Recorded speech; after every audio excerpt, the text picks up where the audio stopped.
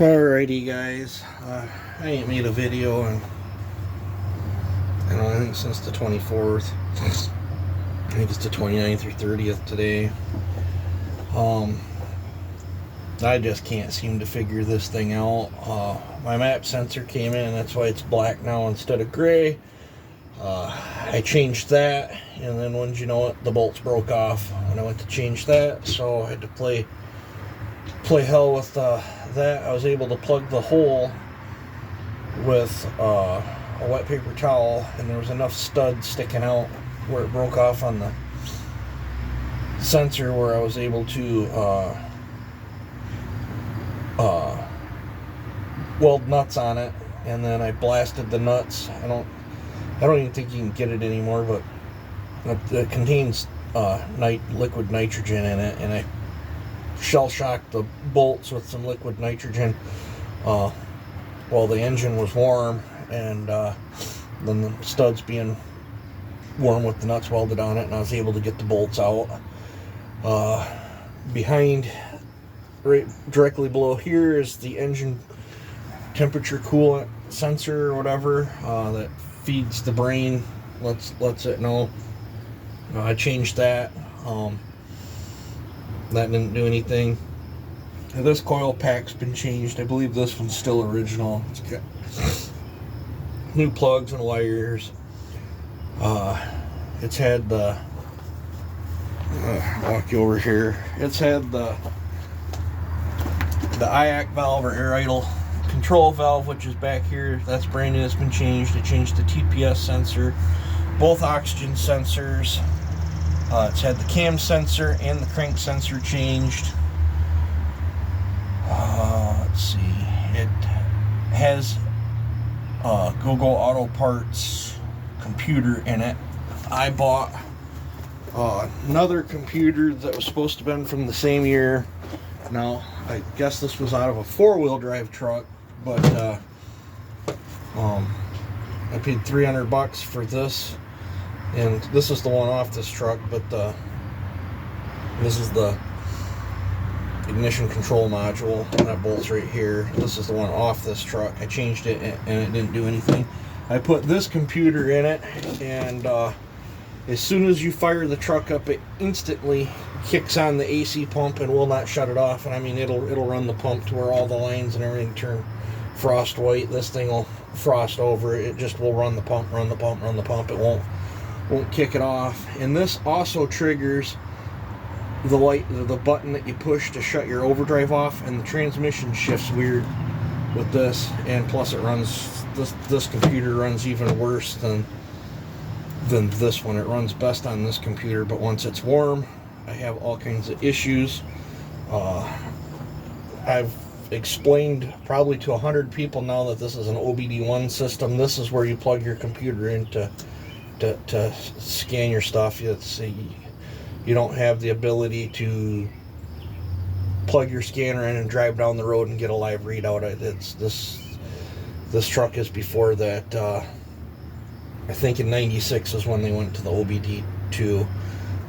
94 and 95 on these trucks with the V10s are OBD1, and it's a pretty crummy system. I'm completely out of sensors to change. I really don't think it's that computer.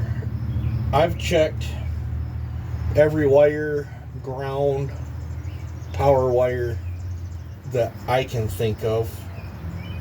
My one buddy come over and plugged in to try to get a code read on it, and it come up as failure to read.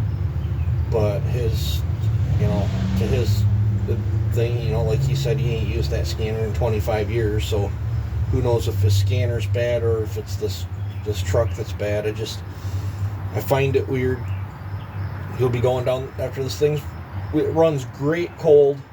As soon as it starts getting a little bit of heat into it, the temperature, it'll drop from 1,000 to 750. It'll drop down to about 500 or less, and then sometimes the idle will surge. Sometimes it won't, but you'll be going down the road, and you'll think everything's happy-dory. All of a sudden, the check engine light comes on, the thing loses about half its power, and if you keep driving it, it will just completely shut off. That you gotta coast off to the side of the road and cycle the key a bunch of times, and eventually it'll start back up, and then you can carry on your way. But if the second it starts acting up, going into limp mode or whatever the heck it's doing, even if you're flying 50 miles an hour down, you just reach up, twist the key back, and then flip it back forward, and it starts right back up while you're even right down the road. The airbag light will show then, and then just for a couple seconds, then it'll beep at you a little bit, and then you can keep on driving until the next shit fit that it has. But I totally can't trust this thing, so I ain't been taking it any farther out of town. I've been driving it here. I took it to the scrap yard today, took a load of scrap in, and it ran fine down there, but I went a mile outside of town, and it quit 3 times on the way back. Let's see, very weird. The engine makes no kind of noises. I do not believe it's a mechanical issue at all with the engine. It's only got like 129,000 on it. When everything's working like it's supposed to, it runs like a Swiss watch. And the cats have been upgraded, so it's not a plugged cat or anything like that. Trying to think. I'll put a new belt and clutch fan on it. That belt was $55. That clutch fan was $88. In the last 2 weeks, I've dumped about $1,300 into this thing. Brand new fuel pump, Delphi brand. That changed the fuel pressure 5 psi more than what it had before, but I really don't think the old fuel pump was bad. Battery was most definitely bad. It needed a new battery. At least that don't. With the weak battery, I was wondering, when it was acting up, if you were going to be stranded from a dead battery. But the new battery solved that. My uncle's going to come over Sunday. He's a real good technician. He lives probably 2-3 hours away. He's going to come over, visit with me on Sunday, and we're going to go over it again one more time with a fine-tooth comb. Maybe there's something stupid simple that I'm just not catching. I'm completely out of that right here was a waste of $300. Fuel pump was a waste of $300. All the sensors. I got a pile of receipts somewhere around here. Last time I counted it up, I was in the like $1,255 range. And I'm the type that really likes my vehicles reliable. I don't like, I guess when I was a kid it didn't matter. I always carried a toolkit and would work on the stuff. If it crapped out and I broke down on the side of the road, it wasn't no big deal. I really don't like being broke down. So I'm absolutely petrified to drive this truck because I can't sort it out. And then had some, been having, the last 3 months have been really rough. My dad just keeps getting worse. And I don't want to go into it in full detail, but I basically have to do everything for my dad.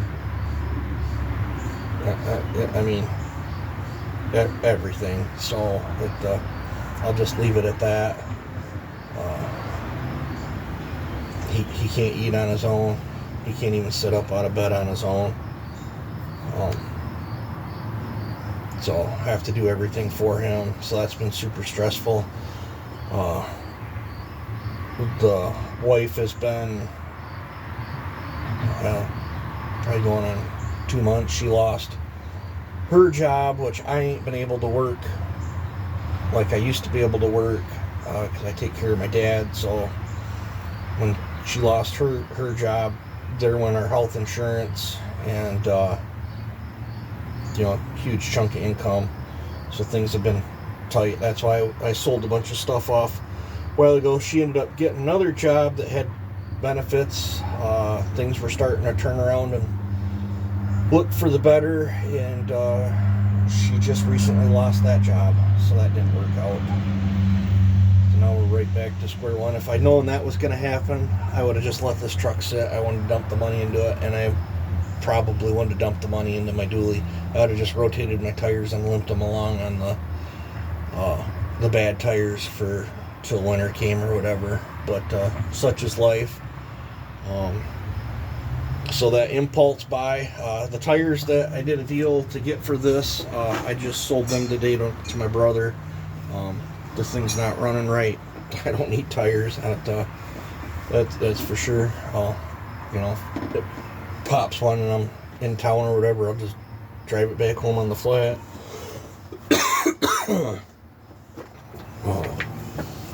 Wife's got COVID again. Pretty sure my dad has it. He's got a cough. I'm starting to feel a little bit under the weather, but I don't know if it's stress. I'm still dealing with the debacle with FedEx. Everything I shipped out on the 7th, nobody has gotten. They won't work with me. I filed claims. That whole ordeal has been a huge headache. People haven't got their saws. I feel bad. It's really not on me. I mean, I shipped the stuff out, gave them their tracking numbers, and it made it to the first place. Then that tornado hit, and we haven't heard anything since then. You run the tracking numbers, it still says they're in Portage. FedEx is absolutely horrible to deal with. You'll spend hours talking to a computer, and then when you finally do get to talk to somebody, they can't speak a word of English.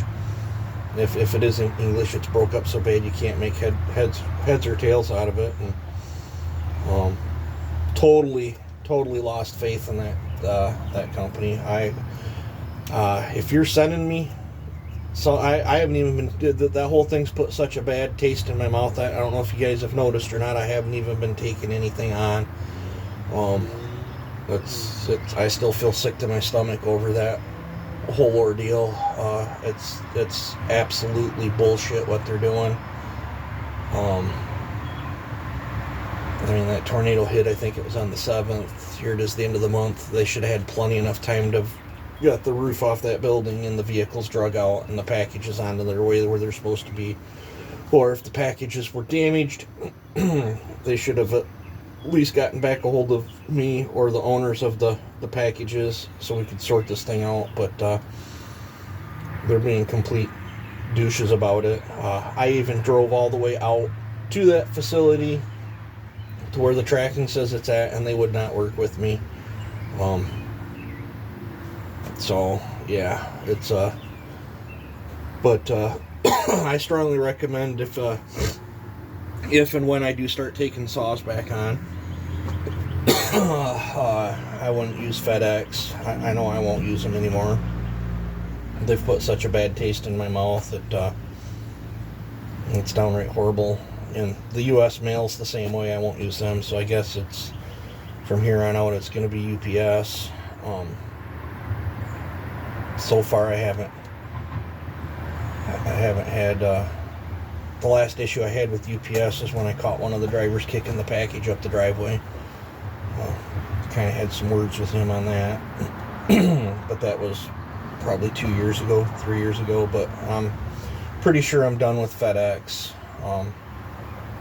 If that's how they want to run their company, I don't want to waste my business there. But I do have an 036 for Canton that's here that I cut the chamber on, I don't know, a week ago. I'll probably make you guys some footage on that when I get back onto that. Let's see, I got a 4910 for Curtis. I got a port, might make some footage on that.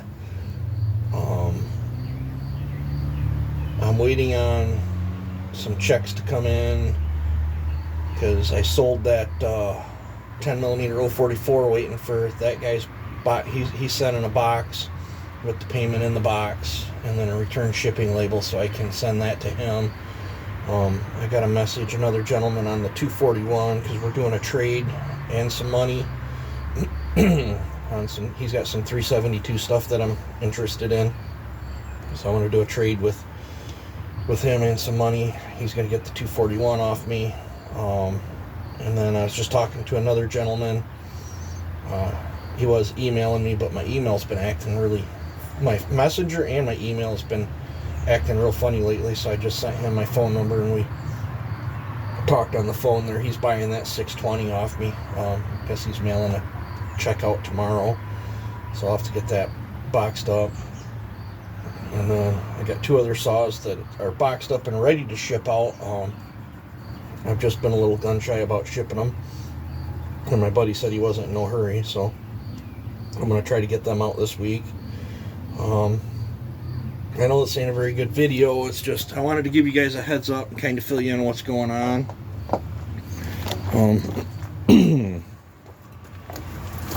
Yeah, let's see, I think, yeah, my shop's unlocked. Yep, I got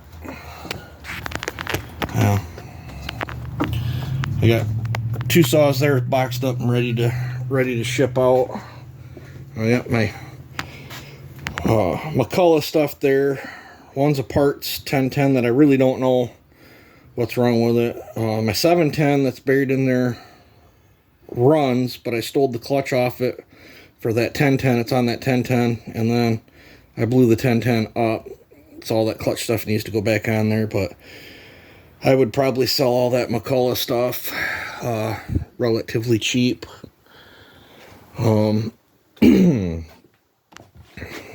That's that 36 of Tanton's that I got to get onto, and there's Curtis's 4910 that I got to get onto. I still got to do my buddy's 372 for his boy, but I am waiting. I wanted to do that one in that box under that cart. There's another 372 that I'm completely rebuilding for another buddy, and when I port that one, I want to port that one at the same time. And let's see here, as of the current income situation, my impulse buy right there, this is a brand new 353. It's never seen wood. It's got 2 extra chains and this little toolkit, little greaser and toolkit and Allen wrenches right there. I would sell that. It's bone stock. It's only been ran to show that it does run. It's literally never seen a piece of wood. I would sell that, and after that sells, I